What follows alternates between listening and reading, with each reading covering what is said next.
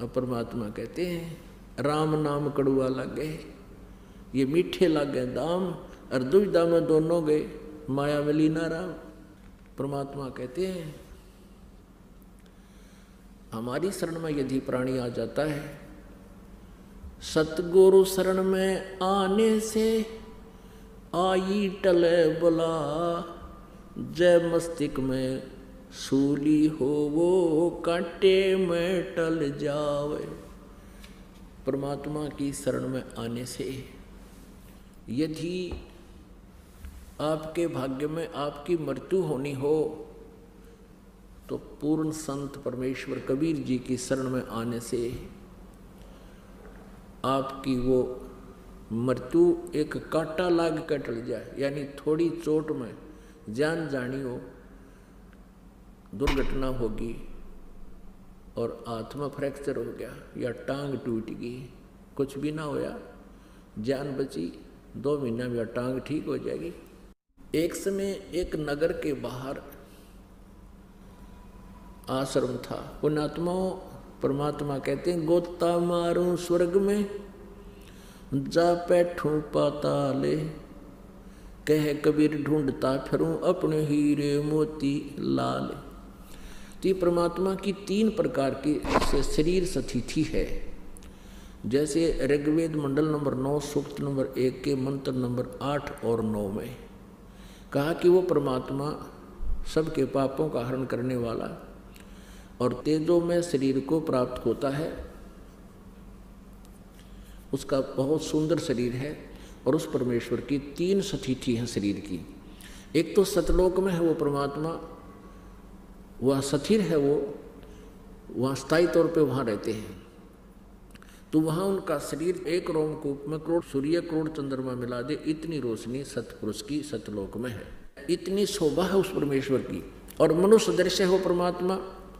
ये आज तक जितने भी पंथ में ऋषि ये जितने सतलोक के गुण गाने वाले राधा स्वामी धन धन सतगुरु, ये तेरे सारे जो जय गुरुदेव वाले हैं, ये सारे कति झूठा ज्ञान रखते हैं, परमात्मा को निराकार बताते हैं। सतलोक में वहाँ तो चेतन ही चेतन है, वहाँ पर परमात्मा है ही नहीं।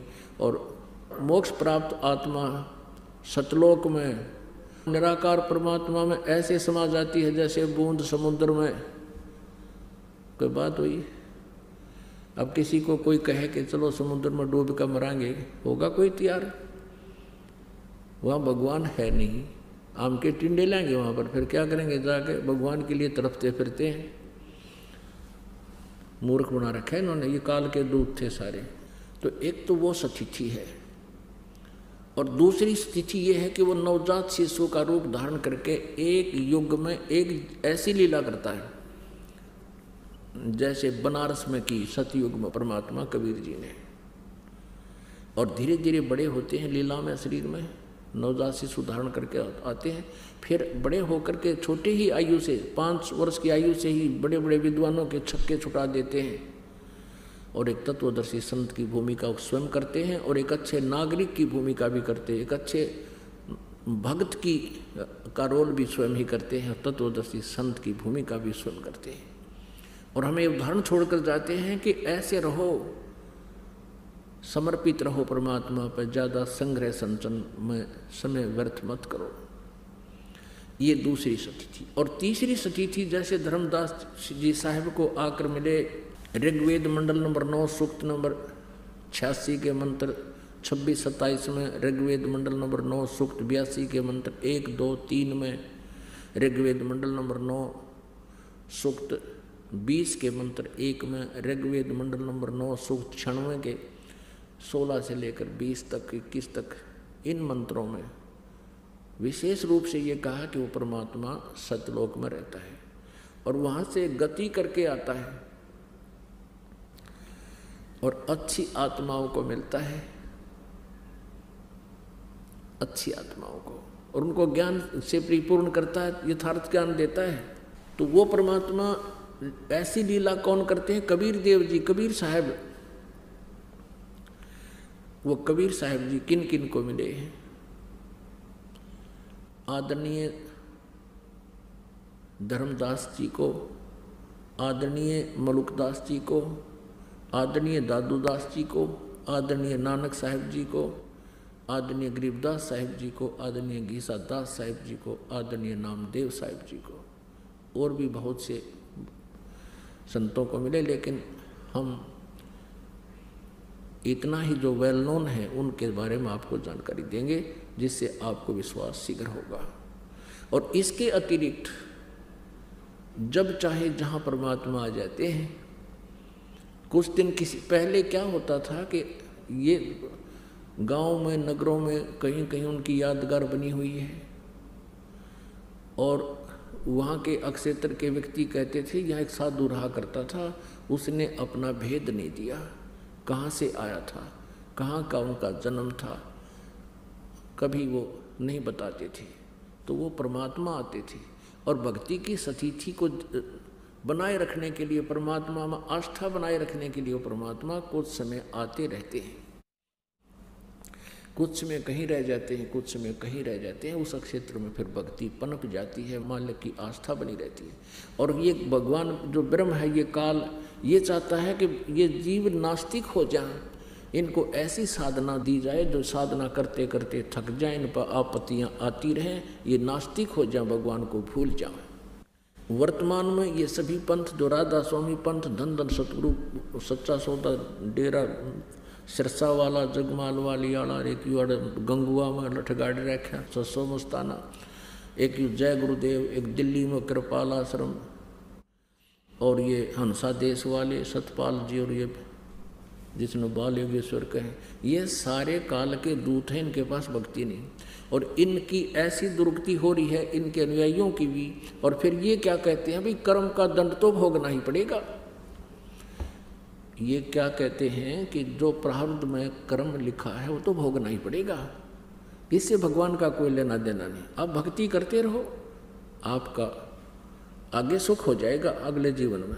अब पुण्यात्माओं, दुख होता है पाप तय, और सुख होता है पुण्य से। आप जी के ऊपर जो आपदा आई है, आपत्ति आई है, वो आपके पाप कर्म से आई है।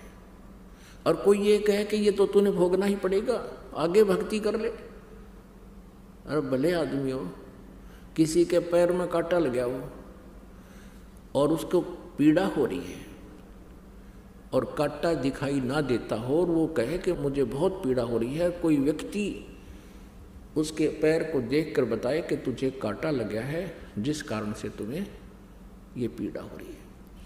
अब उसका इलाज तो ये है कि वो कांटा निकल जाए, तो कांटा निकले तो पीड़ा बंद होगी। और कोई नहीं कहे कि कांटा तो लगा ही रहेगा, ये नहीं निकलेगा, जूता पहन ले, आगे कांटा नहीं लगेगा। कांटा लगे पैर में जूता पहना नहीं जा सकता, कांटा निकले, पीड़ा बंद हो, फिर जूता पहना जा।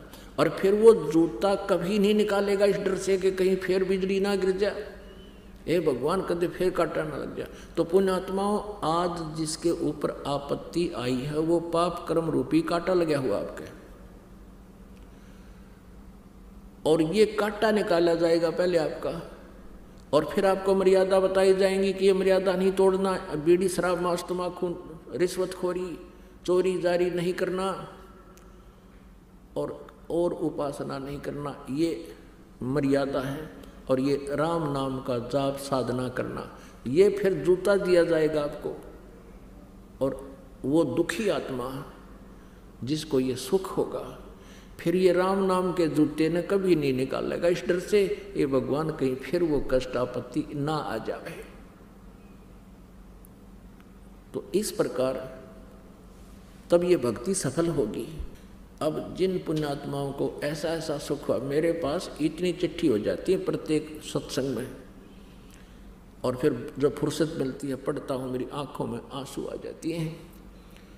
ऐसे ऐसे दुख थे इन प्राणियों पर, आज परमात्मा ने ऐसे सुखी कर दिए वो कुछ ही दिनों में।